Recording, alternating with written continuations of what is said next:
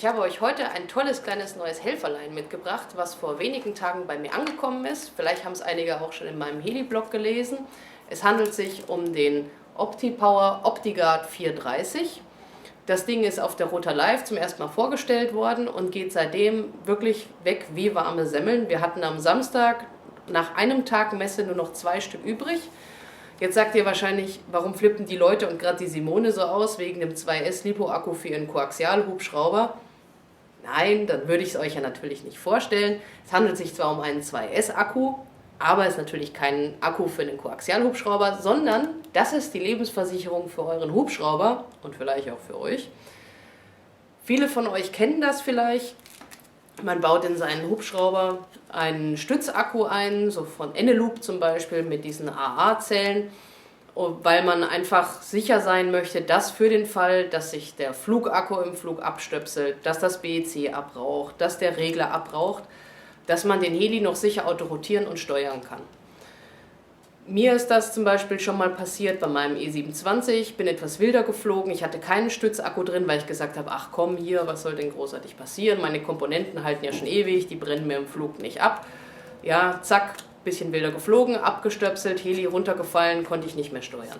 Das ist A, gefährlich, ich gebe es gerne zu, und B, ist es natürlich super ärgerlich, weil vielleicht hätte man den Heli noch super runter autorotieren können, aber faul gewesen, keinen Bock gehabt, keinen Stützakku eingebaut. Nö.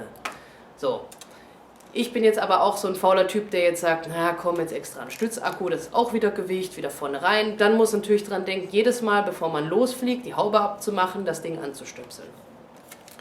Wenn ihr genauso denkt wie ich, werdet ihr dieses Ding hier lieben. Das ist nämlich super, super easy.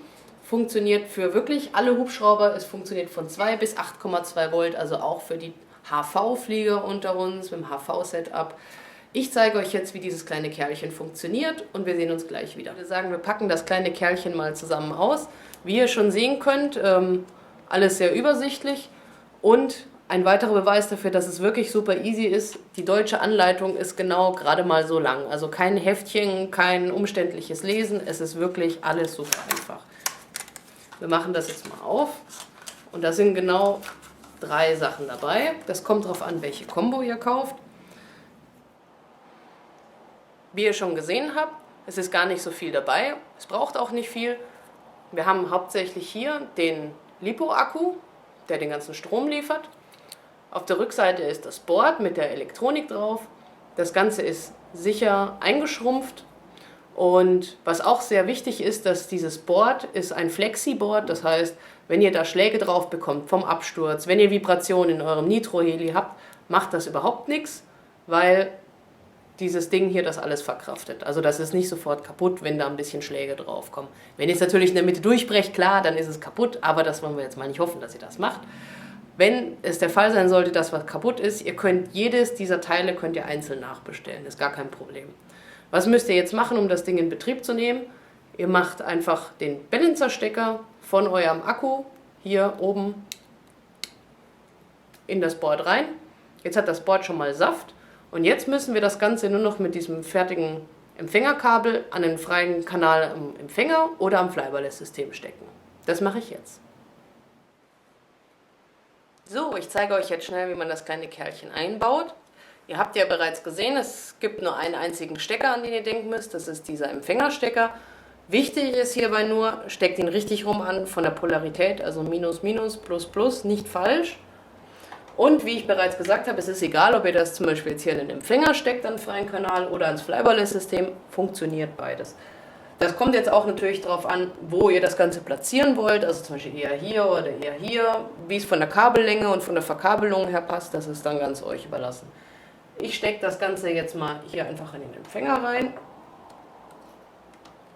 So, und fertig. Das war's schon. Den kann ich jetzt hier drauf dann einfach befestigen. Das Gute ist, das kleine Kerlchen wiegt fast nichts. Es sind nur 32 Gramm, also die lassen sich wirklich überleben und sie bringen jede Menge Sicherheit. Jetzt habe ich den OptiGuard nochmal schnell abgebaut, denn ich möchte euch nochmal schnell zeigen, was denn im Normalfall passiert, wenn ihr wie ich jetzt einfach sagt, ich baue meinen Motor ein, meinen Regler und meinen Flugakku und verlasse mich darauf, dass das alles funktioniert und es fällt dann tatsächlich mal was aus. Ihr seht, das ist hier meine Grundausstattung. Ich habe hier Unten habe ich meinen Flugakku, den stecke ich jetzt mal an.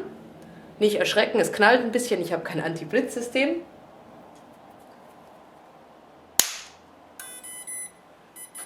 So, ihr hört, es initialisiert sich alles.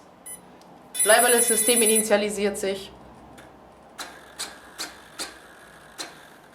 Und jetzt kann ich mein Heli ganz normal steuern. Jetzt kommt der Worst Case. Wir stellen uns vor, wir sind mitten im Flug. Der Regler steigt aus, das BEC steigt aus. Meine Empfängerkabel, ich fliege total wild, meine Empfängerkabel lösen sich oder vielleicht wegen der Hitze, es löten sich die Stecker ab. Habe ich alles schon gesehen, gehört, erlebt, es ist alles möglich. So, was würde jetzt im Normalfall passieren? Wir sagen jetzt mal hier, unsere Hauptstromversorgung fällt aus. Ihr seht, das ist alles aus. Ich kann steuern, was ich will. Der Heli fällt runter wie ein Stein. Ich kann nichts mehr machen. Es ist A, ziemlich gefährlich und B, super, super, super ärgerlich. So. Das wollen wir verhindern und das jetzt nur mit diesem kleinen Kerlchen. Ich stecke ihn jetzt nochmal schnell an. So, der OptiGuard ist jetzt schon wieder fertig eingebaut und bereit für einen kleinen Testlauf. Für diejenigen von euch, die jetzt sagen, oh, ist ja blöd, da muss ich ja jetzt auch jedes Mal dran denken, das kleine Ding jetzt einzuschalten, bevor ich zum Fliegen gehe, das vergesse ich ja bestimmt sowieso wieder. Nein, müsst ihr nicht, denn das kleine Kerlchen schaltet sich von selber ein, sobald ihr den Flugakku an den Stromkreis hängt. Ich zeige euch das jetzt mal. Ich stecke das ganze System wieder an. Und ihr könnt euch jetzt zum Beispiel vorstellen, ich hätte jetzt hier die Haube drauf. Ich würde da jetzt überhaupt nicht hinkommen. Ihr seht, er blinkt. Er misst jetzt die Stromspannung.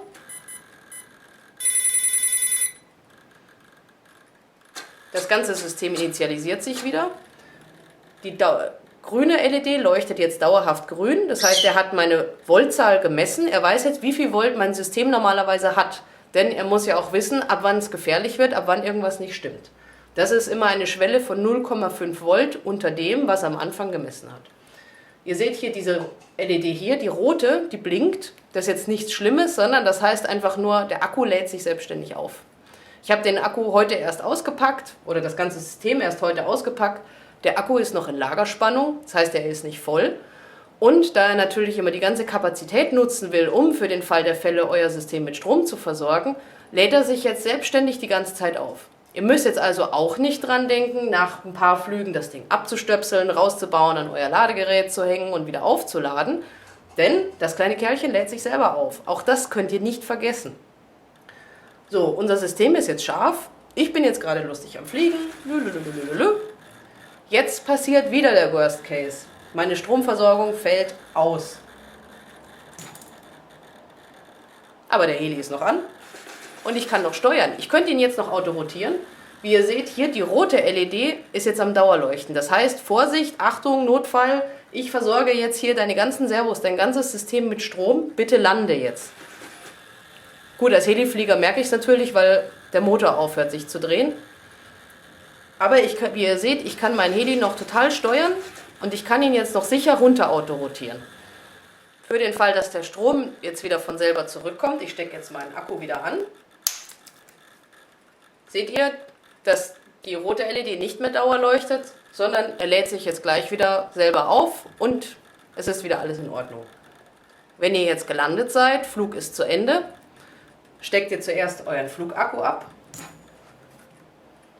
Und dann gibt es hier einen kleinen Schalter an dem Gerätchen, den haltet ihr für ungefähr 1 Sekunde gedrückt.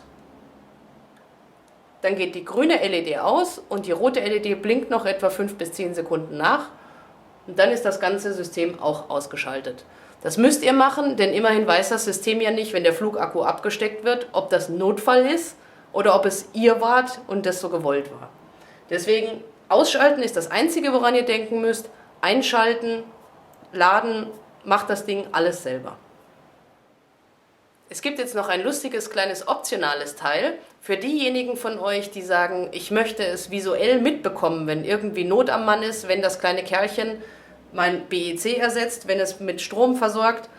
Dafür gibt es dann diese kleine LED mit einem Kabel dran und einem Stecker, ist schon alles vorgelötet. Da sind 3 LEDs drauf, die sind super, super hell. Und das Teil könnt ihr jetzt einfach hier hinten da reinstecken. Fertig.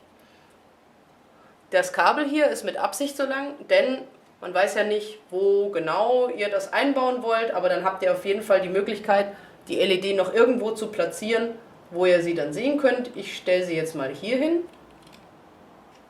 ja, damit ihr sehen könnt, wie das Ganze aussieht. Ich stecke meinen Flugakku wieder an. Die LED blinkt einmal kurz, um zu zeigen, ich bin betriebsbereit. Das Ganze initialisiert sich wieder.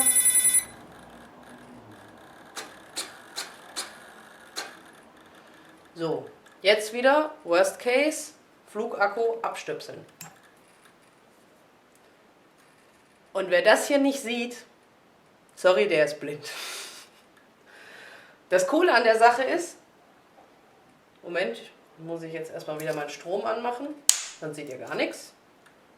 Ihr seht, wenn der Strom wieder da ist, hört auch die LED auf zu blinken, also auch hier werdet ihr wieder visuell unterstützt. Das Coole an der Sache ist, ihr seht, hier ist noch ein kleiner Steckplatz. Ihr könnt theoretisch noch mehr von diesen LED-Zusatzteilen kaufen und die alle hintereinander schalten. Also an den hier wieder eine LED und an den wieder eine LED und an den wieder eine LED. Ihr könnt da eine ganze Lichterkette mitbauen und einen Weihnachtsbaum beleuchten, wenn ihr das möchtet. Und einmal den Heli rundherum beleuchten für den Fall der Fälle, dass ihr sagt, ich brauche das unbedingt, ich möchte das sehen. So, das war es auch schon von meiner kleinen Demonstration des OptiGuards. Ich hoffe, sie hat euch gefallen und vielleicht auch ein bisschen überzeugt, euch dieses kleine Gerätchen mal selber ein bisschen näher anzusehen. Besucht doch einfach mal euren OptiPower-Händler und seht ihn euch an. Probiert ihn vielleicht auch aus. Ich finde, dieses kleine Teil ist wirklich eine Investition wert. Es liegt, glaube ich, so um die 30 € rum und es gibt eine Combo. Das ist dann das hier, Akku und Board. Und es gibt die Super-Combo, da ist dann auch noch ein LED-Teil dabei. Ihr könnt jedes einzelne dieser Dinger einzeln kaufen, also ihr könnt den Akku einzeln kaufen, das Board und die LED-Stripes für den Fall, dass mal was kaputt gehen sollte oder ihr es erweitern möchtet. Wie gesagt, seht es euch an. Ich bin super begeistert von dem Teil und werde es in Zukunft in meinen Helis einsetzen, denn Sicherheit geht dann doch vor.